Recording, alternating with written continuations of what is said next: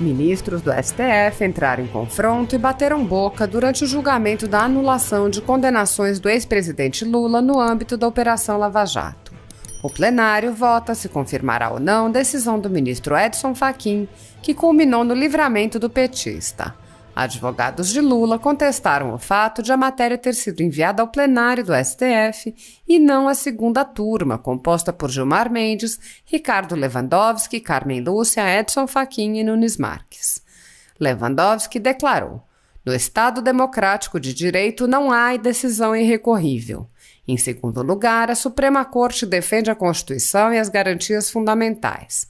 Quem combate a corrupção é a polícia e o Ministério Público, não o Judiciário. O Judiciário, sobretudo o STF, é o guarda da Constituição. Por que está sendo trazida ao plenário? Porque envolve o ex-presidente da República. Fux rebateu. Essa é uma visão sua. Marco Aurélio, por sua vez, questionou. O ex-presidente tem a prerrogativa de só ser julgado pelo plenário? Fux, por seu turno, declarou. O ministro Edson Fachin narrou que a defesa já se utilizou de quase uma centena de recursos. Onde tem prejuízo a defesa? Só se a defesa quisesse produzir milhares de peças processuais. Irado, Lewandowski retrucou. Presidente, então vamos abolir o direito de defesa. Assista. E, em último quarto lugar, sob o prisma interdisciplinar, nós sabemos que melhor do que um pleno na primeira, um Supremo na primeira turma, um Supremo na segunda turma e um Supremo no plenário, é bem melhor um só Supremo, que é o plenário, digamos assim, uma ideia que sempre foi preconizada, inclusive por Vossa Excelência. Entendeu? Então, a questão seria, essa afetação tem como base uma matéria importante. Qual é a matéria? A incompetência do juízo. Por que essa matéria é importante? Porque ela tem efeito expansivo. Entendeu? Presidente, assim eu entendi. Me permite uma parte? Claro. Primeiro, no Estado democrático de direito não há decisão irrecorrível. Portanto, a questão está aberta para apreciação da corte mais alta do país, que é o plenário desta casa. Em segundo lugar, senhor presidente, eu quero dizer que, em primeiro lugar, a Suprema Corte defende a Constituição, os direitos e as garantias fundamentais. Sim. Quem combate a corrupção é a polícia, é o Ministério Público e não o Judiciário. O Judiciário, sobretudo o Supremo Tribunal Federal, é o guarda da Constituição.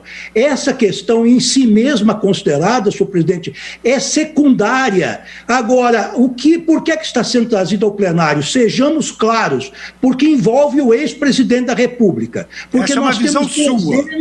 Dezenas e dezenas ou milhares de questões semelhantes a essa. O ex-presidente tem prerrogativa de só ser julgado pelo plenário? Pois é, e nem não tem, pois é. Exatamente. Agora, ministro Lewandowski, só para uma questão meramente acadêmica. Não, há decisões que são irrecorríveis, sim. Porque a decisão, para ser recorrível, ela tem que trazer uma lesividade, ela tem que trazer um prejuízo.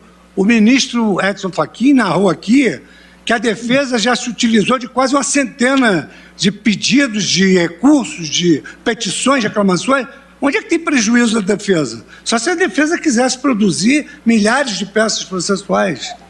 Presidente, vamos abolir o direito de defesa, então é melhor. Não, imagina, não é da nosso feitio, a Suprema Corte, ela garante o direito de defesa, mas ela tem que garantir outros valores consagrados à Constituição também.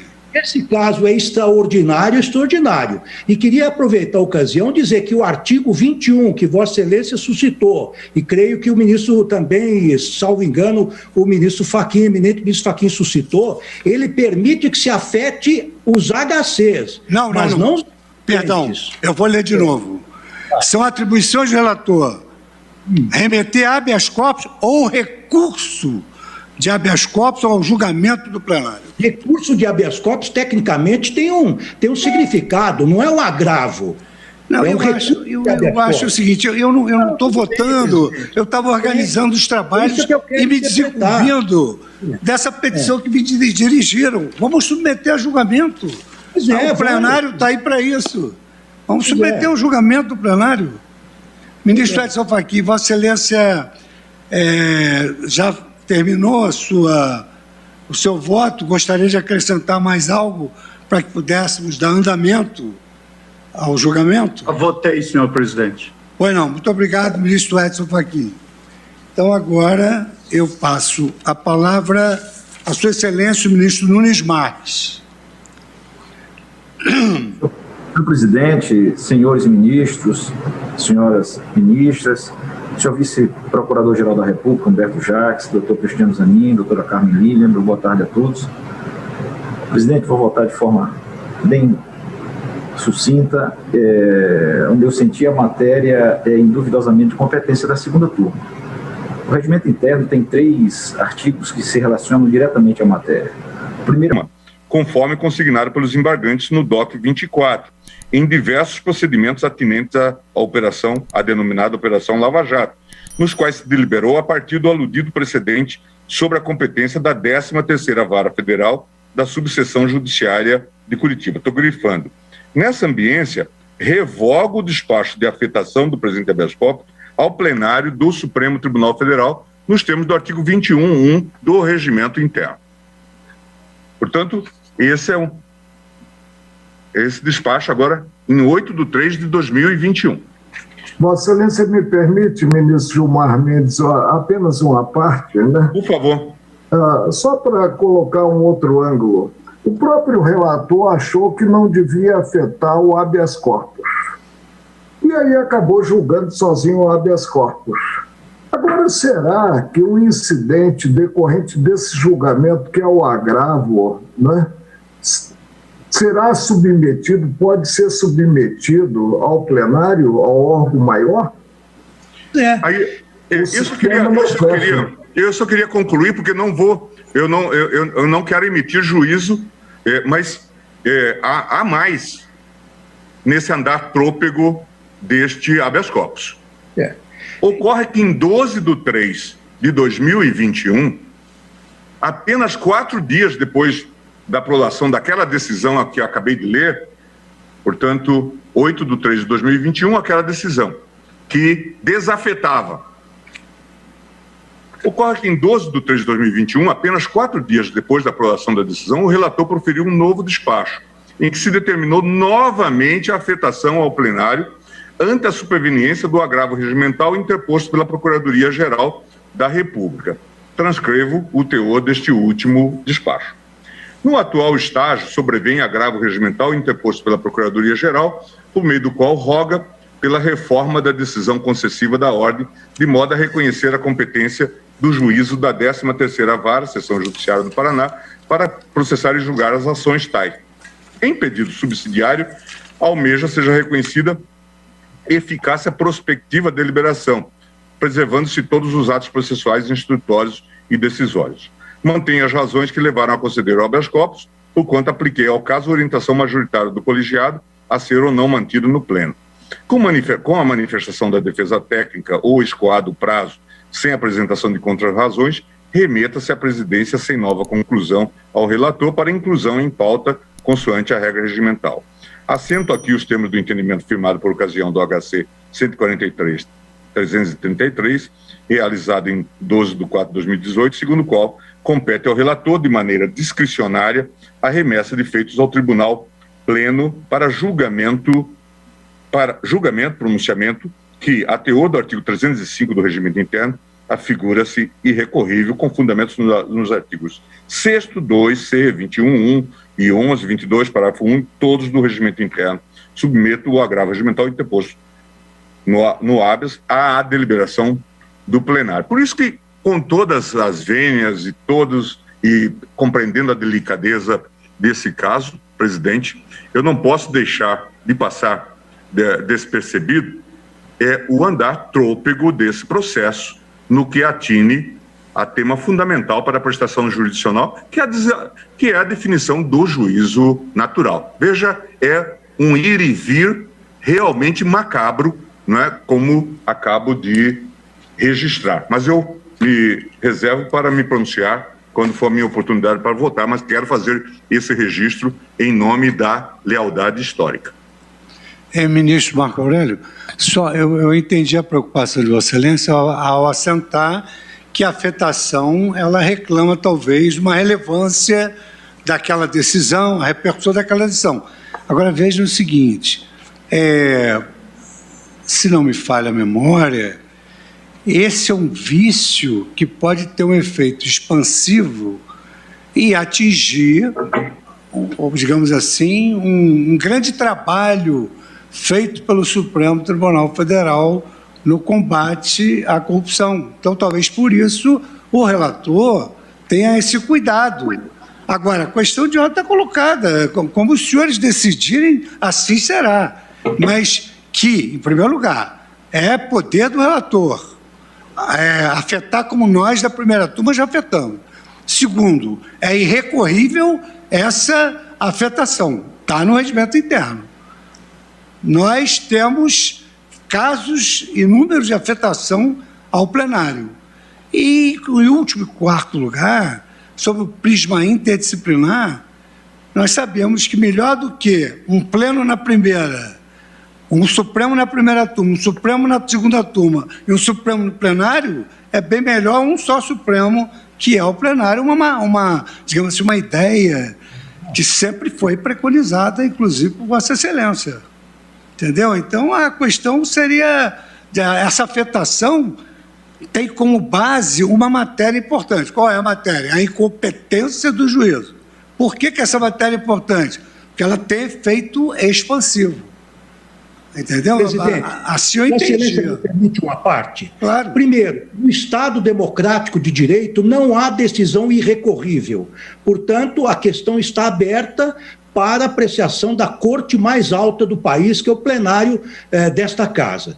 Em segundo lugar, senhor presidente, eu quero dizer que, em primeiro lugar, a Suprema Corte defende a Constituição, os direitos e as garantias fundamentais. Sim. Quem combate a corrupção é a polícia, é o Ministério Público e não o Judiciário. O Judiciário, sobretudo o Supremo Tribunal Federal, é o guarda da Constituição. Essa questão em si mesma considerada, senhor presidente, é secundária. Agora, por que está sendo trazido ao plenário? Sejamos claros, porque envolve o ex-presidente da República. Porque essa nós é uma visão temos dezenas e dezenas ou milhares de questões semelhantes a essa. O ex-presidente tem prerrogativa de só ser julgado pelo plenário? Pois é, e nem não tem, pois é. Exatamente. Agora, ministro, nos levando só para uma questão meramente acadêmica. Não, há decisões que são irrecorríveis, sim. Porque a decisão, para ser recorrível, ela tem que trazer uma lesividade, ela tem que trazer um prejuízo. O ministro Edson Fachin narrou aqui que a defesa já se utilizou de quase uma centena de pedidos, de recursos, de petições, de reclamações. Onde é que tem prejuízo da defesa? Só se a defesa quisesse produzir milhares de peças processuais. Presidente, vamos abolir o direito de defesa, então é melhor. Não, imagina, não é da nosso feitio, a Suprema Corte, ela garante o direito de defesa, mas ela tem que garantir outros valores consagrados à Constituição também. Esse caso é extraordinário, extraordinário. E queria aproveitar a ocasião e dizer que o artigo 21, que Vossa Excelência suscitou, e creio que o ministro também, salvo engano, o ministro Fachin, eminente ministro Fachin suscitou, ele permite que se afete os HCs. Não. Perdão, eu vou ler de novo. São atribuições do relator remeter habeas corpus ou recurso de habeas corpus ao julgamento do plenário. Recurso de habeas corpus, tecnicamente, tem um significado, não é um agravo. Não, eu acho o seguinte, eu não estou votando, eu estava organizando os trabalhos e me desenvolvendo dessa petição que me dirigiram. Vamos submeter a julgamento. O plenário está aí para isso. Vamos submeter ao julgamento do plenário. Ministro Edson Fachin, Vossa Excelência já terminou o seu voto, gostaria de acrescentar mais algo para que pudéssemos dar andamento ao julgamento? Votei, senhor presidente. Pois não, muito obrigado, ministro Edson Fachin. Então, agora eu passo a palavra à sua excelência, o ministro Nunes Marques. Senhor presidente, senhores ministros, senhoras ministras, senhor vice-procurador-geral da República, Humberto Jacques, doutor Cristiano Zanin, doutora Carmen Lilian, boa tarde a todos. Presidente, vou votar de forma bem sucinta, onde eu senti a matéria induvidosamente de competência da segunda turma. O regimento interno tem 3 artigos que se relacionam diretamente à matéria. O primeiro é o artigo 22, parágrafo único, a linha B, que diz que o relator pode afetar processo ao plenário que tenha relevância da questão jurídica, mas ele não indica, de fato, qual é a classe processual. E nós temos o artigo 21, inciso 11, que ele pode apresentar HC ou recurso de HC sem exigir a demonstração da relevância. E a relevância é subjetiva, ao meu sentir, para cada componente do tribunal. Cabe ao plenário saber se compartilha ou não com a mesma sensação do relator, mas é subjetivo em relação ao artigo 22. Em relação ao artigo 21, sequer há essa exigência, né? E estamos diante de um óbice, também previsto pelo artigo 305. Esse encaminhamento feito pelo relator, ele é irretratável, então temos que enfrentar a questão. Então, senhor presidente, a meu ver, a questão é muito simples. O que temos até então é uma decisão monocrática proferida pelo relator no âmbito da turma. Esse recurso, ele não foi devolvido à turma, é a primeira vez que ele é apresentado a um colegiado e eu não verifico nenhum óbice à sua devolução. Então, eu voto de acordo com o relator para que ele seja apresentado. Mas já adianto que, de forma diferente, né, eu não comungo da ideia de tentar se atingir o HC 164493 não tendo um meio idôneo para isso, né? Mas em relação a esse processo que estamos votando, eu acompanho o eminente relator. É apenas uma ponderação. O que estaremos, em síntese, julgando? O habeas corpus com roupagem de agravo. O relator entendeu que não precisava sequer o crivo da turma. Agora, de repente, entende que há necessidade do crivo do plenário, o sistema não fecha. Como vota Sua Excelência o ministro Alexandre de Moraes?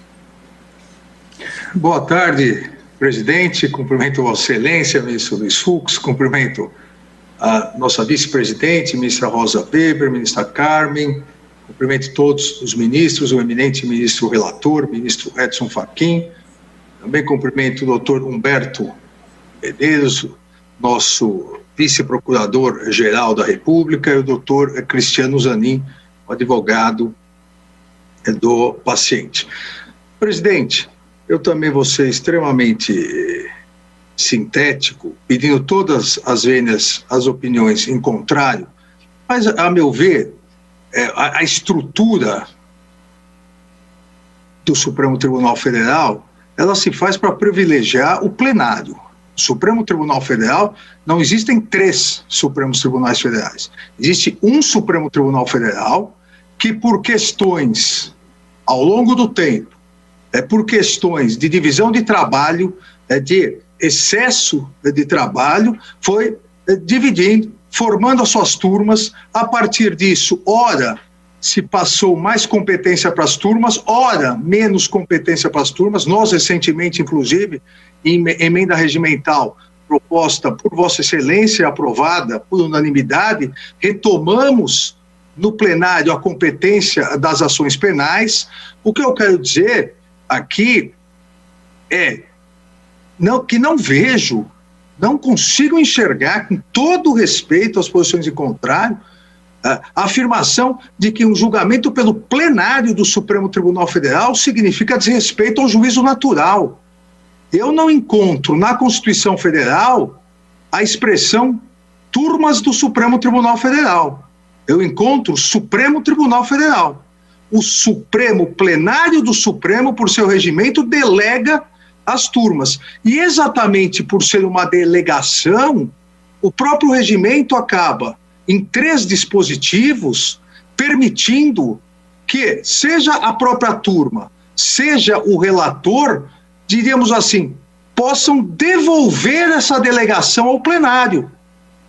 Devolver a delegação ao verdadeiro juízo natural. Eu não diria o verdadeiro, ao original juízo natural. E quais são esses 3 artigos? O artigo 11, e aqui eu me recordo bem, no habeas corpus já citado, o habeas corpus 143333, nos debates com o eminente ministro Marco Aurélio, nós salientamos essa questão, que o artigo 11 traz uma regra para que a turma possa afetar ao plenário. E, realmente, a turma acaba tendo menos discricionariedade que o próprio relator. Talvez isso precise ser alterado. Isso eu entendo que possa ser alterado no regimento, porque a regra para a turma no artigo 11 é carimbada, só em algumas hipóteses específicas. É uma regra carimbada que se repete no artigo 22. No artigo 22 do nosso regimento interno, também se estabelece hipóteses excepcionais. Aí o relator, em que o relator pode remeter à turma. São hipóteses excepcionais e taxativas. Ou seja, quando houver relevante arguição de inconstitucionalidade, não é o caso. Quando houver matérias em que divirjam as turmas entre si ou alguma delas em relação ao plenário, não é o caso. Quando, em razão de relevância da questão jurídica ou da necessidade de prevenir divergência entre as turmas, convier pronunciamento do plenário, não foi o caso levantado. Mas, e aqui é que a grande diferença entre a possibilidade de afetação da turma, previsto no artigo 11, carimbada, e a possibilidade de afetação pelo eminente relator, que no artigo 22 é carimbada, mas no artigo 21.11 não é. O artigo 21.11, excepcionalmente no caso de habeas corpus, permite que o relator afete ao plenário sem qualquer justificativa. E por que isso? Porque, na verdade, o habeas corpus ou o recurso de habeas corpus, e aqui, quando se fala habeas corpus, entendo eu, que, obviamente, na medida em que o habeas corpus foi decidido monocraticamente, o agravo pode ser afetado como foi. O agravo não entra aqui na categoria recurso de habeas corpus, obviamente, é uma categoria diversa, é o recurso de habeas corpus julgado pelo STJ. Mas o agravo entra na categoria habeas corpus. E por que, no caso somente de habeas corpus e recurso de habeas corpus, o regimento interno, certo ou errado, mas o regimento interno permite essa afetação sem justificativa? Exatamente porque diz respeito à liberdade de ir e vir, à liberdade de locomoção. E o Supremo Tribunal Federal é o último degrau na escala judiciária em que pode se definir a liberdade de uma pessoa. Então, nesse sentido, o regimento interno tratou de forma diferente a afetação, por tratar da liberdade de locomoção, a liberdade de ir e vir. O relator, com base no artigo 21, inciso 11, então, ele pode afetar como fez. Eu poderia não concordar se fosse o relator, um outro ministro poderia não concordar, mas é inegável, ao meu ver, todo respeito às posições em contrário, que o artigo 21, inciso 11, dá essa discricionariedade ao relator de afetar ao plenário o julgamento, independentemente de quem seja o paciente. E não acredito, presidente, não posso realmente acreditar que qualquer que seja o paciente possa se sentir ou achar que será prejudicado porque o julgamento será feito no plenário da Suprema Corte do seu país. Acompanhe o relator. Como vota Sua Excelência o ministro Roberto Paulo?